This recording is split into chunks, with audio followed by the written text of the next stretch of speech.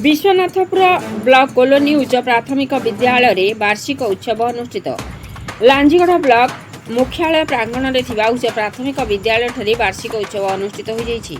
एही सरकारी उच्च विद्यालय प्रधान शिक्षयित्री राजेश्वरी नायक सभापतित्व वार्षिक उत्सव अनुष्ठित होता बेले प्रथम अतिथि मान द्वारा सरस्वती फोटोचित्र में पूजार्चना कर शुभारंभ कर अतिथि मानक मंच में उपवेशन कर पर समस्त अतिथि मानक पुष्पगुच्छ उपढौकन दे सम्मानित कर उक्त कार्यक्रम में मुख्य अतिथि भाव लांजीगढ़ ब्लॉक अध्यक्षा श्रीमती कमला पात्र मुख्य अतिथि भाव जोगदे छात्र छात्री मानक उत्साहित करथिबा बेले वरिष्ठ प्रशासक तथा लांजीगढ़ गोष्ठी उन्नयन अधिकारी शशांक पात्र मुख्य वक्ता भाव जोगदे।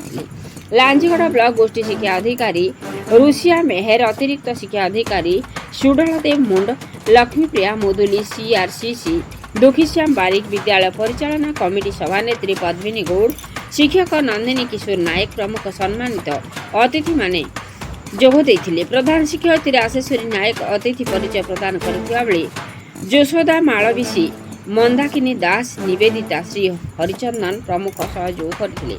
विद्यालयर शिक्षयित्री सुभस्मिता परिड़ा मंच परिचालना करथिले। सेहीपरि ब्लॉकर बारगुड़ा प्राथमिक विद्यालयर प्रधान शिक्षक दिवाकर बराहंक विभारक नेतृत्व में वार्षिक उत्सव पालन होता।